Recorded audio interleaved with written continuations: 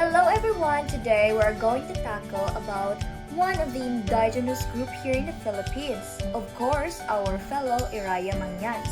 Are you guys ready? So let's go!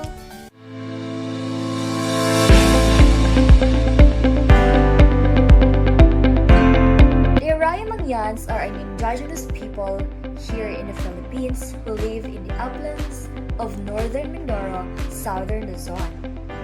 They have a distinct culture that includes their language, family practices, spiritual beliefs, and social organization.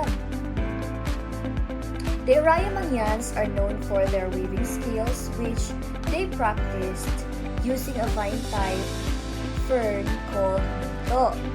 Some of their products are baskets, hats, and other items from mito vine. So what are the characteristics of Iraya? So a typical Iraya has a dark skin and curly hair. They made it a habit to come down from the mountains and join the lowlanders' Christmas season festivities, as a good number of Irayas have converted into Christianity. Here are some facts about the Iraya Mangyans. First, they live in a settlement to 5 to 12 single-family houses which are named after the oldest resident. Second, they do not use the English script.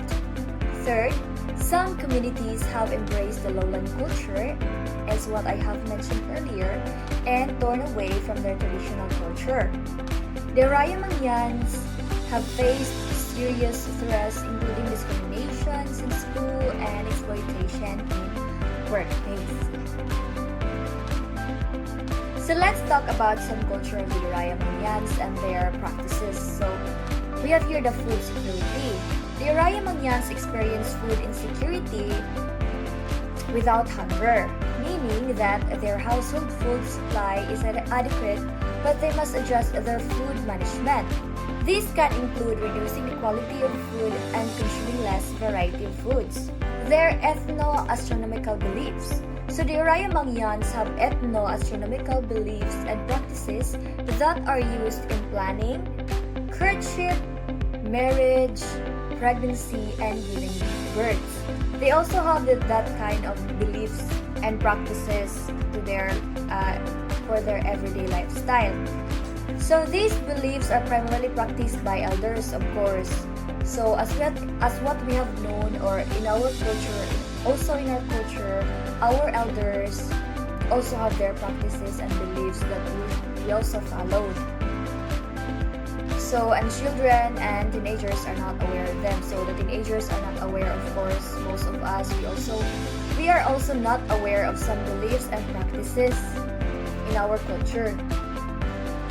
So their indigenous rights. So let's talk about their indigenous rights. So the Iraya Mangyans' indigenous rights include empowerment, representation, self-governance, customary justice, peace-building processes, and education.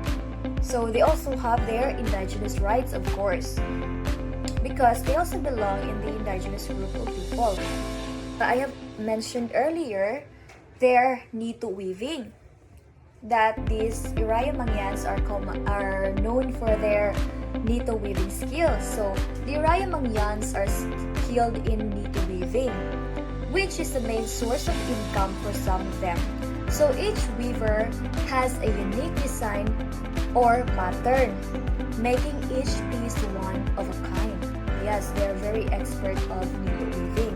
So some other culture or some other indigenous people they also practice nito weaving, like subanan and etc. Their traditional attire.